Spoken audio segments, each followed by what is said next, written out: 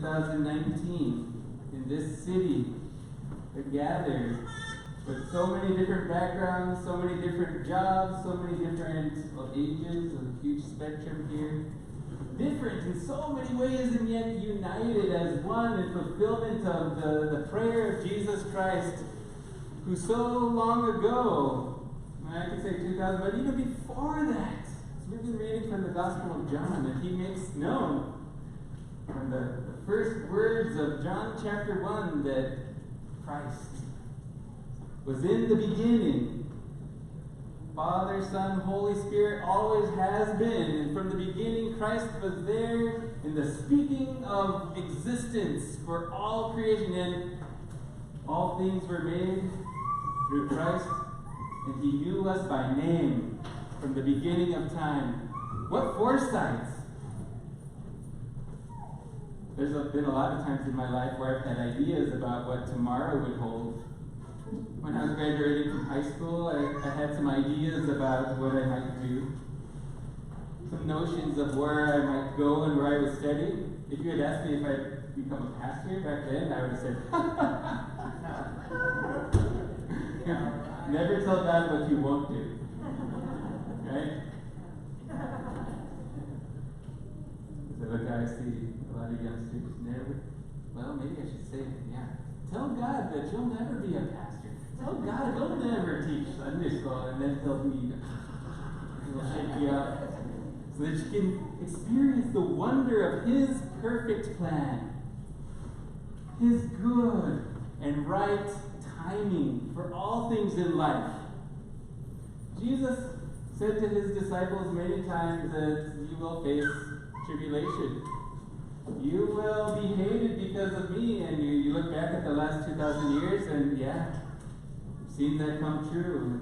If you've ever felt like you didn't quite fit in because the world was saying something is good and right and the way for happiness, and you're like, that's not what I believe because I follow Jesus. Well, that's exactly what Jesus saw. That struggle between faith and his Holy Spirit working in us and a world that has other ideas. But what a God! What a lover of his people that he would give his son Jesus so that every one of us, young and old, rich or poor, whatever color we might happen to have as the dominant amount of pigment in our skin, whatever culture, whatever language, that we would find redemption, that we would find unity, maybe not uniformity, we do things different, right? We think differently, we have different passions, we have different skills, vocations that we live in, that we've kind of focused a lot of our studies, our preparation, our life to be great at, to be excellent at. No uniformity, but unity. That God would see it and he would work to achieve it. That we would be his people, people of peace and a people of love, a people of life. In our scripture lesson today, in our Bible passages, we read 3. And the lesson from John is, I guess on a timeline, you'd say that the John event comes first. Jesus hasn't yet been crucified, but he knows what's going to happen. He knows that Judas, one of his disciples, one of the 12, who had been corrupt from the beginning, when you read about the events in Christ's outreach and ministry, is displaying the kingdom of God leading up to the crucifixion. A lot of times, when they refer to Judas Iscariot, it's Judas Iscariot, the one who betrayed Jesus. The traitor. Just so you don't confuse them with my buddy Judas. It's a common name. All the other Christian Judases that were alive then and after, well, don't want to confuse them with the one who betrayed Jesus. We also find out in one of the side comments that Judas would steal from the groups funds. He would take from there. He got really upset when oil was poured and anointed on Jesus' feet. He got really upset, saying, that could have been sold and we could have money to help the poor. Well, the note is, he didn't really actually want to help the poor.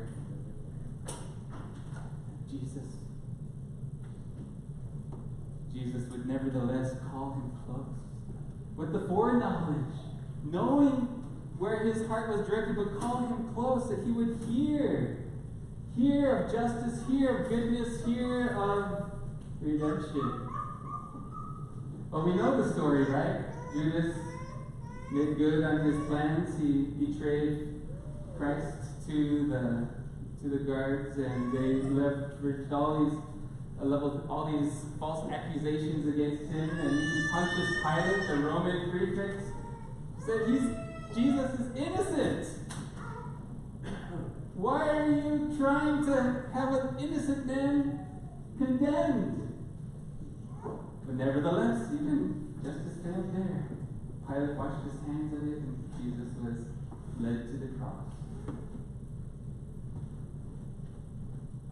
Jesus prayed to his Father as he walked, Father, forgive them. They know not what they are doing. On the cross, a thief, two thieves, they're ridiculing Jesus, and enough time passes where one of them has a change of heart. With a repentant spirit asks Jesus, will you remember me when you enter into your kingdom? And boom, fulfilled. Jesus knew that there is redemption. Jesus said, surely this day you will be with me in paradise. Paul explains it later, it's a free gift from God. By grace we are saved through faith. And this not of ourselves, it is a gift from God. Judas, the tragedy of Judas is that he had other plans for his life. Sometimes people are trying to get themselves into the thinking of Judas, and they thought, well, perhaps he had good intentions in betraying Jesus Christ. Perhaps they thought, well, Jesus is just waiting too long. Obviously, he is God. He is the Messiah. Obviously, he's the one who will make all things good, all things right, establish peace on earth. Look, he's healing people with leprosy, a skin condition that couldn't be healed in those days. Look, he's casting out demons. Perhaps Judas, and people speculate about this, perhaps he wanted to just, let's get on with it, and okay, let's have a conflict. And the Almighty Messiah will establish his rule, establish his throne. He will fight back, and he will begin the reign that is the glorious reign of God on earth. Ideas about the future, right? Thoughts about what God should do or should work in our world or in our life. I'm a little more cynical, maybe, and I just think Judas, he gave in to sin. He was stealing. He was looking for opportunity. And we have warnings in Scripture that if you let sin have dominion over you, watch out. Because salvation and God's love comes freely, but you can reject it. You can push God away. You don't have to buy into God's loving plan for your life. You don't have to let the Holy Spirit work love, joy, peace, happiness, goodness, faithfulness, self-control. You don't have to submit to it. You can reject God. And I think probably that's the simpler answer, that Judas saw opportunity and he took the money and he more and more invited Satan to guide his life. And maybe it was innocent in his mind at first, or a little bit at first, or maybe it was for a good cause, he justified it, we don't know these details, but in the end, he let Satan guide his life, and it Well, God used it for good, right? God turned that evil toward good, and that Jesus would be crucified innocently. And in that justice offended and broken, and Jesus would become for us, and his pouring into death, pouring into punishment, all his goodness will become for us. When we're in Jesus, it means that our sins are paid. That we don't have to die a sinner's death far from the love of God, that we can live one in Christ, one in the justice that he achieved for us, knowing that we are made innocent by his sacrifice. And that the vision that the second reading, Romans chapter 22, and really the chapter before that, we've been reading that throughout the last few weeks, that this glorious heaven and new earth, that in details and images and symbolism that we can get our brains around, that it will be ours. God's vision, his victory, his new heaven, his new earth, is his gift to us.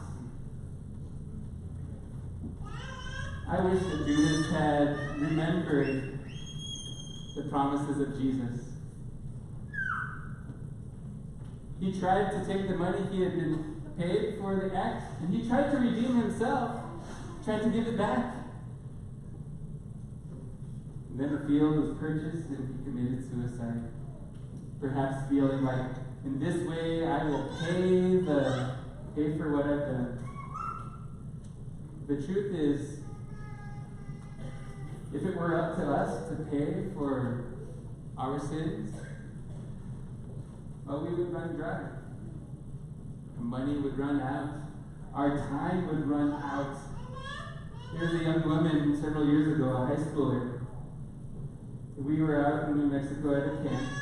It wasn't a church camp. It was a community organization, community partnership grant, and we had a campfire. And since I was there as a church youth music person, they asked me to lead some camp songs, and so we sang some of the Christian songs that are so much fun. How many of you have ever gone to a Christian camp in your life?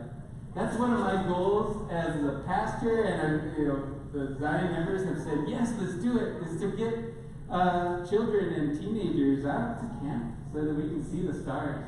Has anybody ever seen a star in El Paso? That's why we have to put one on the mountain, right? But to get out and see the reality of God's creation. So we were out there these years ago, and after the events, the singing was done, and people were moving back to their cabins. This one young woman, well dressed, I think, liked by the other teenagers, not a failure in any sense that anyone would say, oh, you got problems. No, but nevertheless, she was sad. Because she felt like she wasn't measuring up. That what she wanted out of life didn't seem like she could get there. She would graduate, I would assume. But she was worried and concerned, and also she had heard some false teachings about God. False teachings about God that indicated that even with Christ, you need to earn God's favor and you need to earn heaven, rather than live in the love of God and let the Holy Spirit empower our gift. And she said, I just don't even know what I'm going to do. And then she said, and when it comes to any thought about heaven, it's kind of cool to have a spiritual conversation. She said, yeah, there's no way. Because I've done so much that's wrong. And even, some of you would say, especially as a teenager, she thought, this vision, Revelation chapter 2, of God with us, of everlasting life given by God, that was not going to be her future. And that day she heard the good news for the first time. The good news that a lot of us that we take for granted because we've heard that Jesus came to win victory over sin, death, and the devil.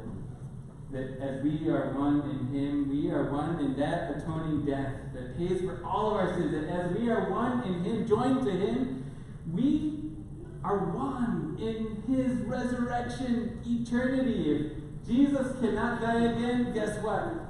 Your life joins to Jesus endures the worst the world can throw at you, even death itself. Heavenly glory. That's why we remember our baptism when we are graduating. We don't know if it's going to be college, if we don't know if it's grade school, if we don't know if it'll be a gap year, we don't know so much about what tomorrow holds. We don't know if it'll be you serve as a pastor or a deaconess. We don't know, but God knows. God knows exactly what comes. He's not pushing you. He's not forcing you. You can reject it, but He knows the beauty of life that He would give to you. And so, may Christ's prayer for you be fulfilled as the Holy Spirit rules and works in your life. May you know the joy of the goodness of God and love in action is not for your own gain. You help a child who's hungry or build a home for a family that's on the streets. As you construct a business that employs a few or many, giving them the joy of employment. So many ways in our vocations. But may Christ be in you, and you in Him, and therefore we in each other as one people in faith, one people of love, one church people in service to the world. Because God doesn't need our good works, right? This is something that Martin Luther said. God doesn't need our good works. Jesus already did that. But our neighbor does. That's why God keeps us here. Because our neighbor needs exactly who He has created you to be. And who He has created us to be. So may He work this unity in us now as we continue forward with our service of the Holy Sacrament. Receiving Christ in His body and in His blood, which He says it's there with the bread and with the wine for the forgiveness of sins. We receive Him with true faith. I invite you to, in the bulletin, does it say prayers next or offering? All right, let's pray.